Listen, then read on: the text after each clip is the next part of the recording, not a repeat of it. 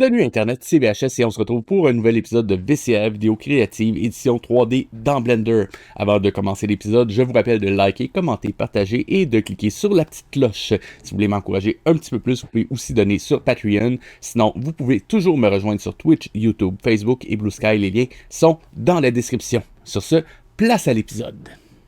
Et aujourd'hui, dans VCR, je vous propose de voir comment on peut créer facilement une trame d'impression telle que ce que vous voyez à l'écran. Maintenant, à quoi ça peut être utile? À un tas de choses. Vous voulez faire un rendu un peu style manga? Vous pouvez utiliser ça. Vous voulez faire un rendu un peu à la Into the Spider-Verse? Eh bien, vous pouvez également utiliser ça. Maintenant, vous devinerez que pour créer ce shader-là, eh bien, il faut passer dans l'onglet Shading. Et arrivé là, vous vous rendez compte que j'ai déjà fait le travail parce que mon shader, il est déjà prêt et vous pouvez le télécharger dans mon Patreon. Non! Vous pouvez le trouver gratuitement en lien dans la description. Donc, évidemment, si vous êtes là, c'est parce que vous voulez que je montre comment je m'y suis pris. Eh bien, on va tout de suite aller à l'intérieur avec tabulation au clavier. Cependant, je vous préviens, pour rendre certaines parties de la présentation un petit peu plus simple à suivre, j'ai rajouté une plane derrière ma Suzanne. On va commencer par élaguer un petit peu. Ici, j'ai simplement une projection à partir de ma fenêtre. Je vous ai déjà montré comment le faire, vous le trouverez dans ma vidéo sur l'aquarelle.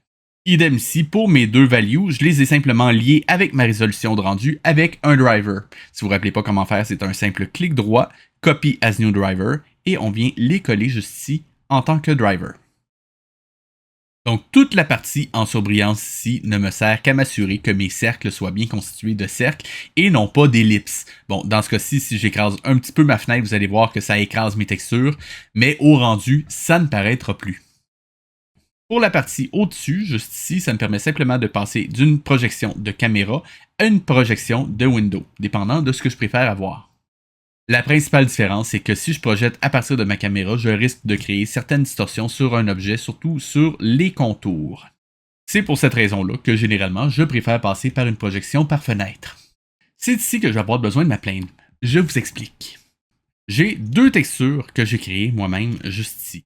Une constituée d'un cercle noir en dégradé et une constituée d'une simple ligne blanche également en dégradé. L'idée ici, c'est que je peux utiliser un color ramp pour transformer mes motifs complètement flous en une forme bien définie. Et je peux également utiliser des valeurs mathématiques ou d'intensité lumineuse pour affecter la taille et la forme de ces motifs-là. Donc, une fois qu'on a fait notre projection, on peut passer aux textures qu'on vient de voir. Et ici, on a juste besoin de faire un mapping qui nous permet de changer la taille de notre texture, donc le nombre de répétitions, ainsi que l'orientation de notre texture. Comme on est en 2D, ici, on a juste besoin de brancher le Z et c'est ça qui va nous permettre de faire tourner notre texture. Si on regarde ce que ça donne, avec la rotation, on peut faire tourner notre motif. Donc ici, on a un mix qui me permet simplement de passer entre mes points et mes lignes, dépendant du type de trame que vous voulez utiliser. Vous pouvez même créer vos propres motifs, c'est très facile à faire. L'important, c'est qu'ils doivent être flous. On arrive maintenant à une étape intermédiaire qui est surtout utile pour mes lignes.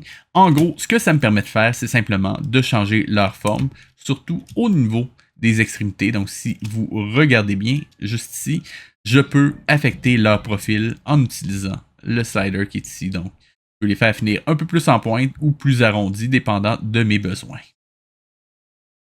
Encore une fois, cette partie-là est complètement facultative, vous n'êtes pas obligé de la faire.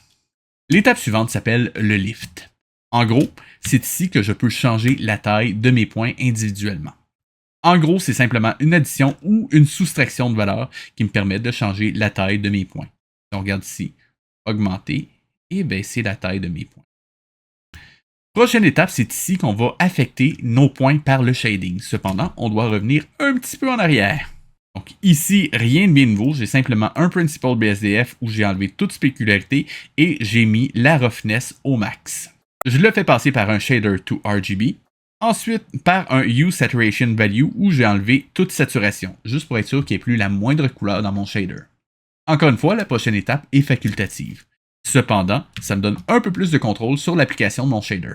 Je vous explique. En gros, c'est un simple map range. Ce que ça me permet de faire, c'est de changer la valeur de mon min, max et to min et to max. Ce qui me permet de changer l'application et l'impact qu'a mon shader sur ma texture. Comme ça, j'ai pas besoin de rentrer dans mon shader à chaque fois que je veux faire le moindre changement. C'est pratique. Allez, on continue. Et on est de retour à l'étape où on était rendu, c'est-à-dire mon mix color juste ici que j'ai mis en overlay. Ça me permet de rajouter ma texture de points ou de lignes, dépendant, et simplement de l'affecter avec mon shader, ce qui me permet de changer la taille de mes points ou de mes lignes en utilisant l'intensité lumineuse de mon shader. Donc ça, rien de bien nouveau, vous devriez vous en sortir. L'étape suivante, c'est mon color ramp, en quelque sorte. Je l'ai un petit peu complexifié, mais c'était pour la bonne cause. Le but de mon color ramp à la base, c'est simplement d'écraser mes couleurs blanches et noires afin de ne garder que les parties bien contrastées de mon image. Cependant, si je me contente de faire ça, je me retrouve avec un petit problème. En effet, je n'ai pas la possibilité de contrôler mon color ramp à partir de l'extérieur de mon shader. C'est un petit peu problématique. Cependant, comme je n'ai aucune couleur et seulement du noir et blanc, je peux remplacer mon color ramp par un map range. Donc, ce que j'ai fait, j'ai simplement utilisé quelques nodes mathématiques pour générer mon FromMin et FromMax. Pour faire simple, j'ai une valeur de contraste qui varie de 0 à 1. 0, c'est pas du tout contrasté et 1, c'est 100% contrasté. Je la divise en deux. En gros, j'ai une valeur de 0 à 1 qui me sert de contraste. 0, c'est absolument pas contrasté. 1, c'est 100% contrasté. Cette valeur-là, je la divise par 2. Ensuite, juste pour m'assurer que je n'ai pas la même valeur à mon toMin et mon toMax, ce qui serait mathématiquement peu intéressant, je rajoute un node mathématique en subtract. Et ce que j'enlève, c'est 0,0001. Donc, vraiment pas grand-chose. Le résultat, je l'envoie directement dans mon FromMin. Ça devient mon FromMin. Mais j'envoie également le même résultat dans un autre subtract en valeur B. La valeur A est à 1. Ce qui me donne mon FromMax. Et juste comme ça, j'arrive à recréer un node de contraste, tout simplement. Mais comme c'est mathématique, disons que c'est un petit peu plus précis que juste d'y aller à l'œil. Et c'est comme ça qu'on peut arriver à faire un shader de trame dans Blender. Je vous affiche à l'écran le contenu de mon node. Et le résultat, vous pouvez l'utiliser tant comme masque que comme texture pour shader vos modèles. C'est ce qui termine l'épisode de cette semaine. Si vous avez aimé, je vous rappelle de liker, commenter, partager, de cliquer sur la petite cloche. Et si vous voulez m'encourager un petit peu plus, vous pouvez aussi donner sur Patreon. Sinon, vous pouvez toujours me rejoindre sur Twitch, YouTube, Facebook et Blue Sky. Les liens sont dans la description. C'était VHS et je vous dis à la semaine prochaine.